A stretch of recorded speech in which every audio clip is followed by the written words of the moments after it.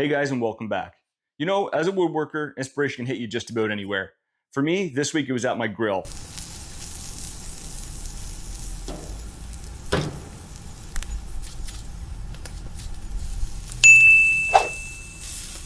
So today's video is going to have 3 projects all about your grill. They're going to be easy, they take very little material, and they're just nice to have. So stick around and I'll show you how I make them.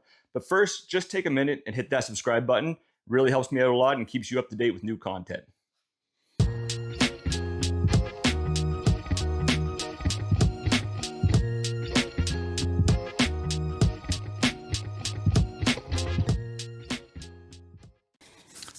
For the shakers, I'm going to be using a piece of ash and a piece of walnut. I want it contrasting colors, sort of like salt, pepper. Originally, I was going to use the ash and do both and just stain one, but then I was like, I don't really want to use stain on something I'm going to have salt and pepper sitting in. So I went 2 different woods.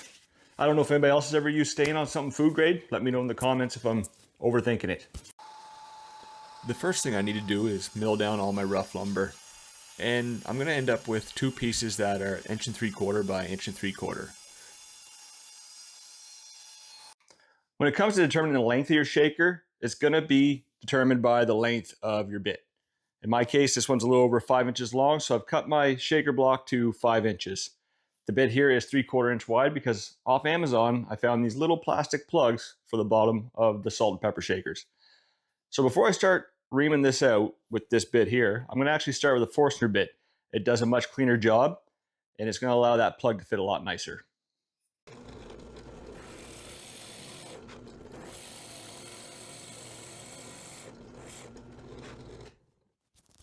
Now with your spade bit, if you set the depth just right, you can just get a little hole poking through there, and that's a nice little reference point, so you can know that you got 3/4 of an inch around there to drill into to actually get to your salt or pepper. I'm using a 1/16 of an inch bit here. It's very small, but it's great for fine salt or pepper. But if you got something else you want to use in here, you can use whatever size bit you need. Then I'm going to round over all the edges just to give it a little softer feel in your hand.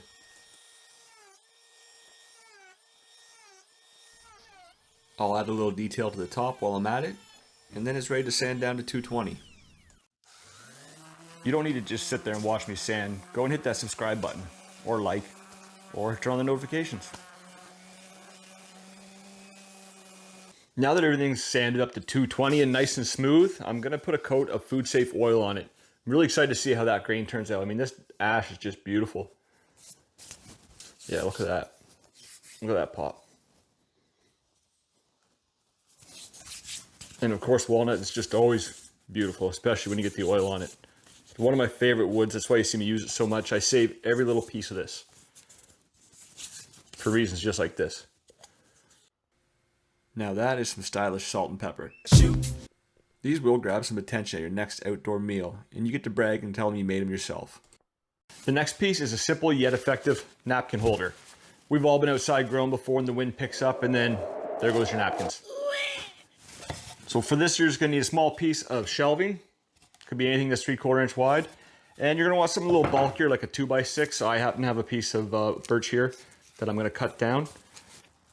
And a piece of dowel. 3/8 will work fine, or 1/2 inch, whatever you got. First, I'm going to cut down the width of my top piece to 4 inches.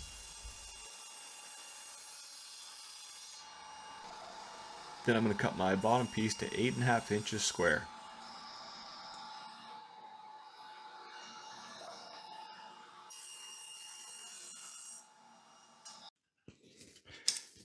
And I'm going to measure down the sides and mark dead center, about 1/2 inch in. So that's 4 1/4, 4 1/4, 1/2 inch. This is where I'm going to be putting my dowels in to act as, I don't know what you want to call it, the poles for the top. Got my board marked out, and I've got a 3/8 dowel, so I've got my 3/8 Forstner bit set in my drill press. And I'm going to drill all the way through this. You don't have to, but I'm going to, just because it just gives me more surface for the glue to adhere to and makes it a little stronger.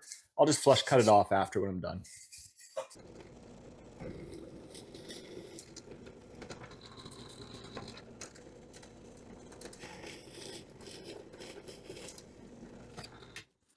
Now I'm going to take my top piece and cut it to be the same width as the base.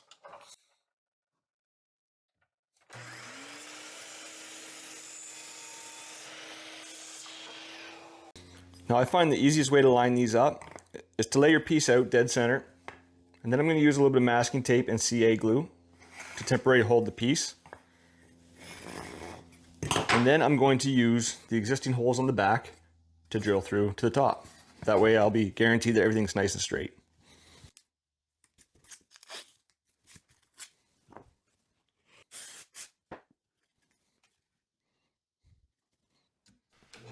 And since I did go all the way through with the holes on the base, it made it really easy to line up the top piece here to make sure everything stays straight. And since my router was already set up from the salt and pepper shakers, I decided to round everything over on this as well. Nothing wrong with having some soft edges. I cut two 6-inch pieces of dowel for my uprights, and I'm just going to glue them in place. And if you're still watching at this point, first of all, thank you. And if you could go hit that subscribe button, sure would mean a lot. Now, before I put the top on, I'm going to take a slightly larger drill bit and just make these holes slightly bigger than the dowel. That's going to allow it to slide up and down nice and easy. And now that it's all dry, I'm just going to put a coat of stain on it. Here's a little tip for you. You can buy a 3-pack of these big yellow car sponges for like $3 and just cut little pieces off as you need for staining. And now you can grill in peace, knowing that your napkins are going to stay right where you left them. Next up is a simple but functional bottle opener. A nice little bin here to catch all the caps from falling over the ground in case you decide to have more than one or two. I will say, with all the different styles of bottle openers that you can get online, dry fit yours and make sure you got enough room for your bottle here before you build the whole thing. Some of these have more of an angle than the others, so I'd hate to see you build it and get it all together and not have your bottle fit. Let's go get started. First thing I'm going to do is set up my table saw at 1.5 inches.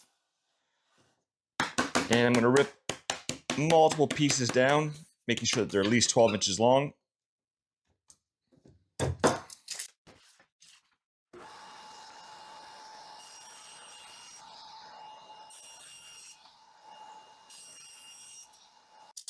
Then I'm going to rip a piece at 2.5 inches wide. I need 14.5 inches length overall to make the 3 pieces I need for the box.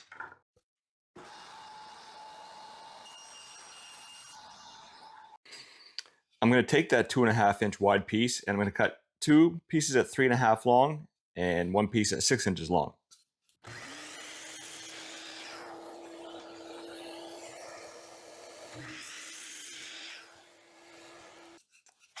For my 1.5 inch pieces, I'm going to cut 2 of them at 12 inches long and 2 of them at 10.5.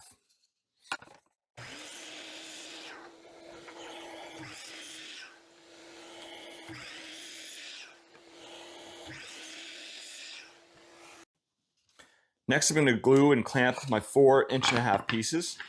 And since they're cut at different sizes, just going to add a little bit of character. I've got this straight edge down here just as a reference to keep everything even at the bottom because that's where the box is going to be.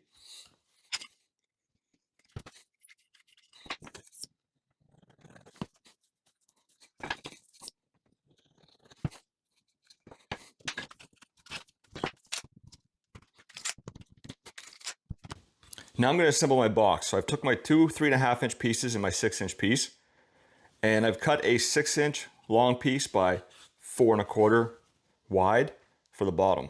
And I'm just going to glue it up and pin nail it till it's all dry.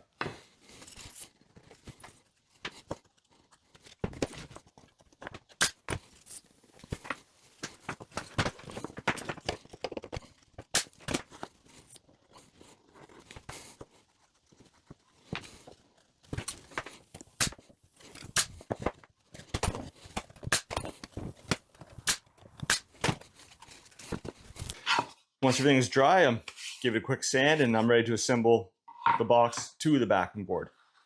And for this, I'm just going to again use glue and a couple pin nails till it dries.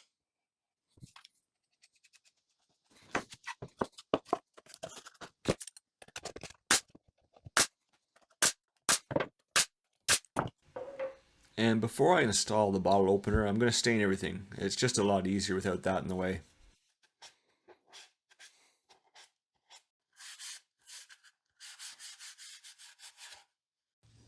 Now that everything's dry, it's time to install the bottle opener. And this is just something I found on Amazon. There's literally thousands to pick from there, so just pick whichever one you like. Now I just gotta measure center, which should land right on a joint, but I like to double check anyway. 3 inches. 3 inches, perfect. And since it's gonna be on a joint, it's especially important that you pre-drill so that you don't push your boards apart. Now with the many different styles of bottle openers you can get, it's always a good idea to do a test run with a bottle first to make sure you have enough clearance from the box to the opener.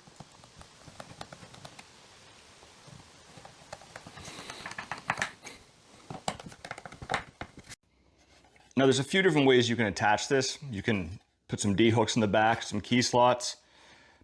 To be honest with these, I don't like to attach them too high up because when you're trying to open a bottle, a cap here, it's actually, that's where it's gonna be pulling out the most. So I'm gonna countersink a hole right here, and that way I can put a screw in right through to what I'm screwing it to, and it's gonna keep it nice and stable.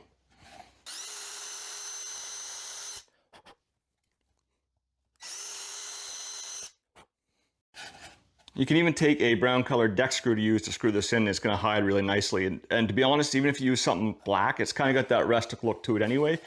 So it's gonna look just fine. And with that, it's all done. I really like the look of this. It's got a nice rustic feel. And it's also functional to serve your favorite beverage.